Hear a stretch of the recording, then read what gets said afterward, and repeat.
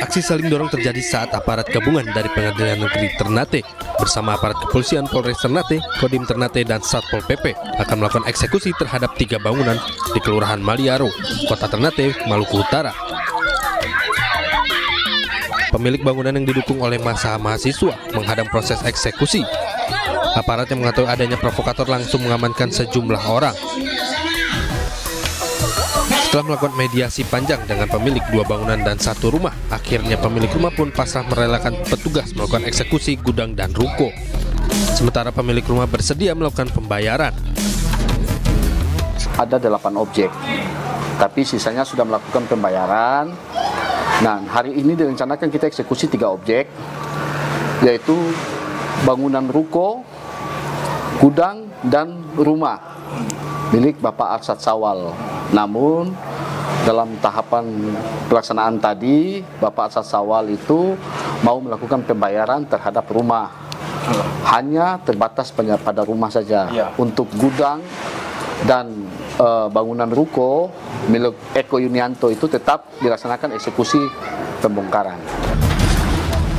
1 alat ekskavator yang digunakan dalam eksekusi itu mulai merobohkan bangunan yang disepakati dengan pemilik lahan. Dari Ternate, Maluku Utara, Ismail Sangaji, iNews melaporkan.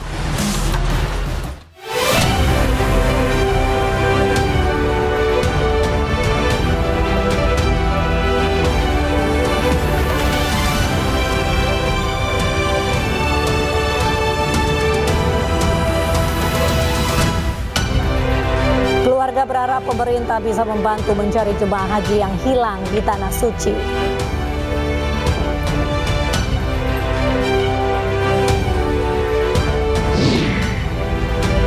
Seorang prajurit Kopasga TNI Angkatan Udara jatuh saat terjun payung di Maros, Sulawesi Selatan.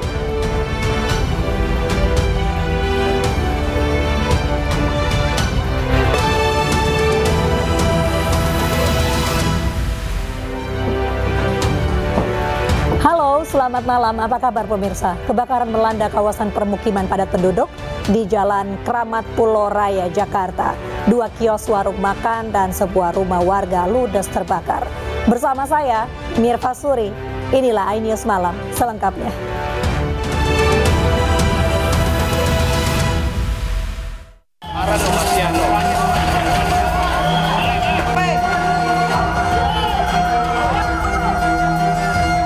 Kobaran api dengan cepat melahap bangunan di Jalan Kramat Pulau Raya, Senen, Jakarta Pusat, Senin siang.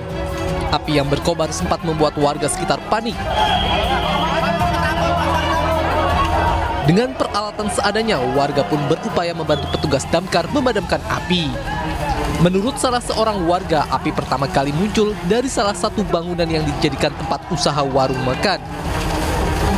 Banyaknya bahan yang mudah terbakar serta kencangnya tiupan angin membuat kobaran api dengan cepat menyambar ke bangunan lainnya.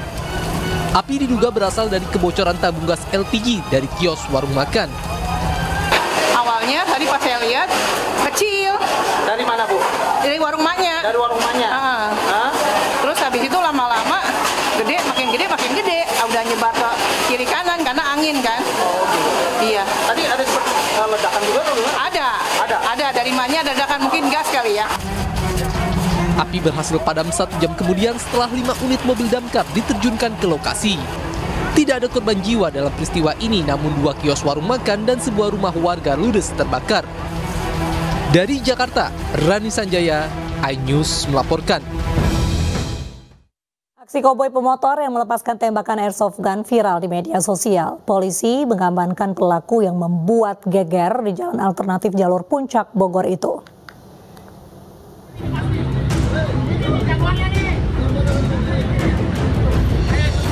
Seorang pemotor terlibat adu mulut dengan pengendara lain.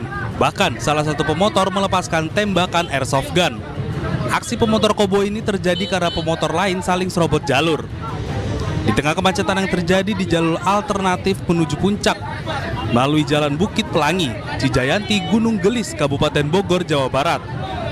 Pria berinisial ID ini sempat mengaku-ngaku sebagai anggota Koramil di Kramat Jati, Jakarta Timur. Namun pelaku tidak bisa menunjukkan identitas sebagai prajurit TNI. Berdasarkan keterangan polisi, pelaku merupakan karyawan swasta. Penyalahgunaan ya terkait dengan airsoft gun yang dilakukan oleh inisial ID, yaitu dengan cara menembakkan ke atas airsoft gun. Dan diduga pelaku ini melakukan hal tersebut karena adanya keributan di depan, yaitu adanya bis yang sedang parkir, dengan tujuan agar cepat lancar jalan tersebut.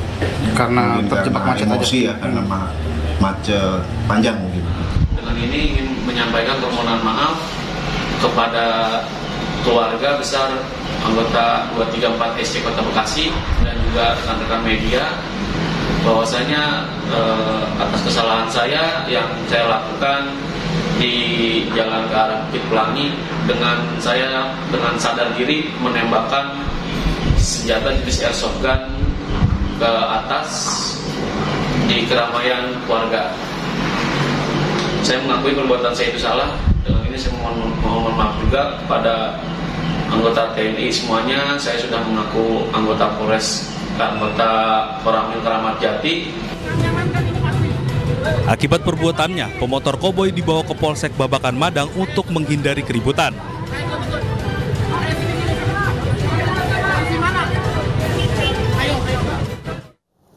Pemirsa, sebuah mobil berjalan zigzag menyenggol minibus dan akhirnya menabrak pembatas jalan tol di kilometer 760 Surabaya Gempol.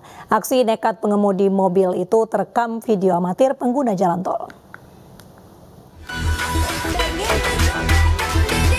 Inilah rekaman video amatir seorang pengguna jalan tol yang menunjukkan sebuah mobil menyenggol minibus dan menabrak pembatas jalan di tol kilometer 760 Surabaya Gempol arah Porong menuju Japanan. Sebelum menabrak pembatas jalan tol, mobil dengan kecepatan tinggi berjalan zigzag mendahului kendaraan di depannya. Diduga tidak bisa menguasai kemudi saat arus tol padat, membuat mobil menyenggol sebuah minibus dan berhenti setelah menabrak tembok pembatas jalan tol. Meski tidak ada korban jiwa, namun pengemudi mobil diamankan dan diperiksa polisi.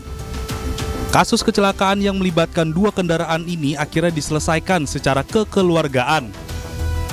Ya, dari hasil pemeriksaan kami atas kecelakaan di kilometer 760, dari keterangan pengemudi bahwa yang bersangkutan menjelaskan bahwa mau mengejar temannya yang berada di depan. Kasus kecelakaan di Jalan Tol Surgem akibat pengemudi yang berjalan ugal-ugalan ini sempat viral di sejumlah media sosial. Dari Sidoarjo, Jawa Timur, Pramono Putra, iNews melaporkan. Sebuah bus rombongan hajatan terguling di Banyumas, Jawa Tengah. Tidak ada korban jiwa dalam insiden itu, namun belasan penumpang terluka.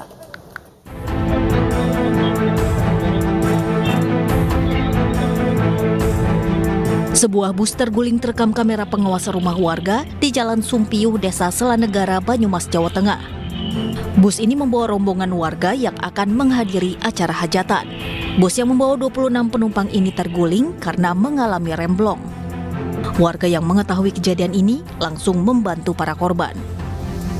Benar ada bus guling, tapi diduga penyebabnya kemarin korban. Tadi sementara baru kita kalkulasi kurang lebih 26. Satu luka agak berat, sobek, di lainnya luka ringan. Tidak ada korban jiwa dalam kecelakaan ini, namun sebanyak 18 penumpang mengalami luka dan langsung dibawa ke pusat pelayanan kesehatan terdekat. Kecelakaan ini kini dalam penanganan aparat Satlantas Polresta Banyumas dan petugas dari Satlantas Pos Buntu. Dari Banyumas, Jawa Tengah, Saladin Ayubi, iNews melaporkan. Seorang prajurit Kopasga TNI Angkatan Udara mengalami insiden jatuh saat terjun payung di Maros, Sulawesi Selatan. Akibatnya prajurit itu tidak sadarkan diri dan dievakuasi ke rumah sakit.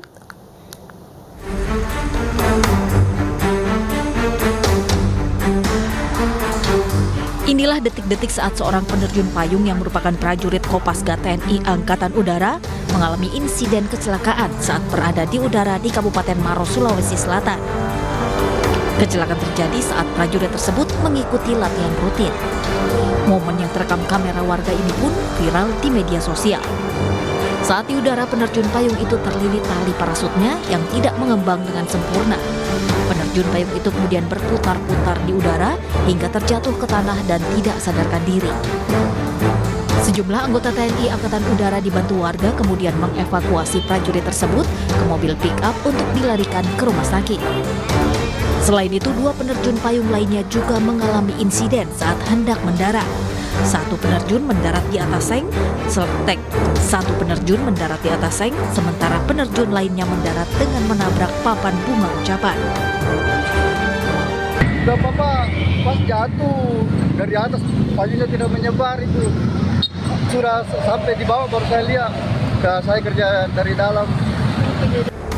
Sementara dari keterangan tertulis Kepala Penerangan Akademi Angkatan Udara, Mayor Susendang Arum Mahardani, saat dikonfirmasi membenarkan perihal insiden tersebut dan mengatakan penyebab parasut tidak mengembang sempurna diakibatkan karena tiupan angin yang cukup kencang dengan kondisi relatif tidak stabil. Dari Kabupaten Maros, Sulawesi Selatan, Wahyu Ruslan, iNews melaporkan.